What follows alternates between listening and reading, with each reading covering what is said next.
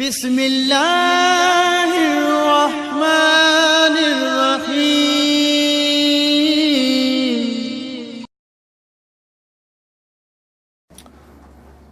औज़ु बिल्लाहि मिनश शैतानिर रजीम। बिस्मिल्लाहिर्रहमानिर्रहीम।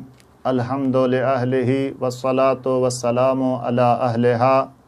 अम्मा बअदु फ़क़द क़ालल्लाहु सुब्हानहु व तआला फ़ी क़ुरआनिल करीम व हुवा अस्दक़ुस सादिक़ीन। बिस्मिल्लाहिर्रहमानिर्रहीम। व क़ज़ा रब्बुका अल्ला तअबुदू इल्ला इय्याहु व बिल वालिदैनि इहसाना। नाज़रीन किराम व सामीन मोहतरम, अस्सलामु अलैकुम व रहमतुल्लाहि व बरकातुहू।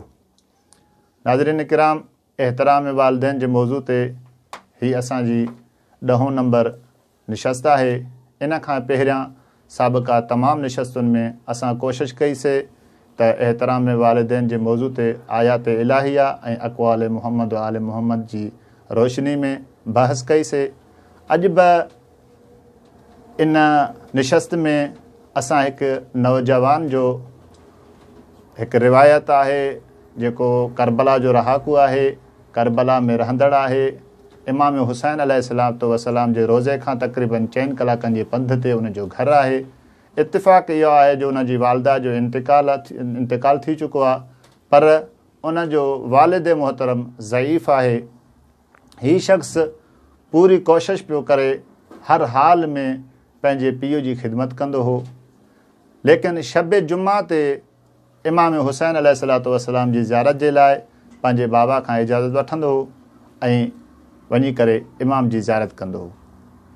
हिकु मरतबा हीउ शख़्स इमाम अलैहिस्सलाम जी ज़ियारत जे लाइ उन पंहिंजे बाबा खां इजाज़त वठे थो ऐं पीउ इमाम अलैहिस्सलातु वस्सलाम खे मद्देनज़र रखंदे पंहिंजूं सभु तकलीफ़ूं भुलाए करे हिन खे इजाज़त ॾिए थो ऐं हीउ ॿाहिरि निकिरी करे सफ़र थो करे। रिवायत में आहे त 3 शख़्सनि ते इस्लाम में लानत कई वई आहे। उहो अकेलो सफ़र केरु करे उन ते बि इस्लाम लानत कई आहे, अकेलो केरु खाधो खाए उन ते बि इस्लाम लानत कई आहे, अकेलो कोई सुम्हे त उन ते बि इस्लाम लानत कई आहे। हीउ पढ़ियो लिखियो नौजवान हुयो, तरबियत याफ़्ता नौजवान हुयो। जीअं ई सफ़र ते निकिरे हा त को न को साथी वठी करे हली पवे हा। जेको ई करबला ॾांहुं सफ़र करे हा उन सां गॾिजी पवे हा। हिन दफ़ा हीउ दोस्त जो घरों निकिरे थो, हिन सां हिकु शख़्सियत थी मिले। शख़्सियत सां कचहरी में महवा कचहरी कंदा अचनि था पिया।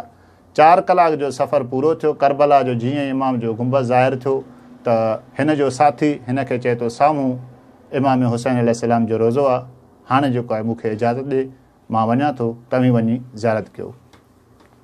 जीअं हिन जो दोस्त हिन खां इजाज़त वरिती त हीउ शख़्स चए थो, तव्हांजी जेका नॉलेज आहे, तव्हांजी जेका ॼाण आहे, अॼु जे मर्जे खां बि कई गुना बुलंद आहे।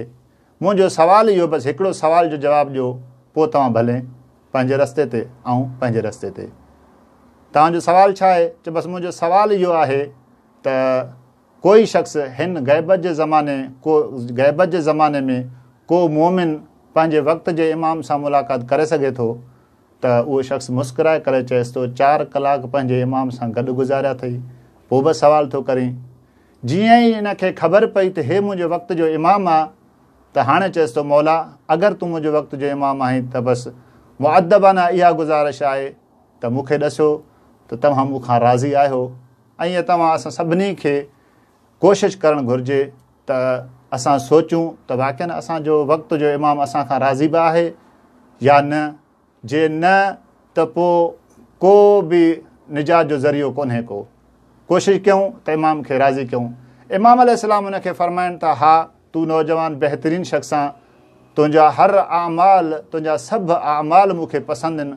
सिर्फ़ु हीउ आमाल जो जुमे जी राति तूं करबला ज़ियारत ते ईंदो आहीं त हीउ परेशान थो थी वञे त मौला मां त इमाम हुसैन अलैहिस्सलाम तव्हांजे ॾाॾे जी ज़ियारत करणु अचां थो पियो। त इमाम अलैहिस्सलाम उनखे फ़रमाइनि था, वाक़ई ज़ियारत जो सवाबु आहे, वाक़ई ज़ियारत जो अज़ीम सवाबु आहे, पर जंहिं वक़्तु तूं पंहिंजे बाबा खे ज़ईफ़ी में घर छॾे थो अचीं त छा जुमे जी राति उनखे एहतियाज न हूंदी? छा उनखे वाशरूम जी एहतियाज न हूंदी? उनखे दवा जी एहतियाज न हूंदी? उनखे पाणी जी एहतियाज न हूंदी, उनखे तमामु एहतियाज हूंदियूं आहिनि।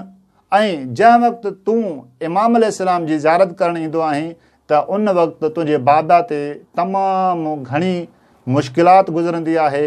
अगरि तूं ज़ियारत छॾे करे पंहिंजे वालिदैन सां, पंहिंजे पीउ सां इहा राति गुज़ारी ऐं उन जी नेकी करी त 100 ज़ियारत जो सवाबु तोखे मिली सघे थो।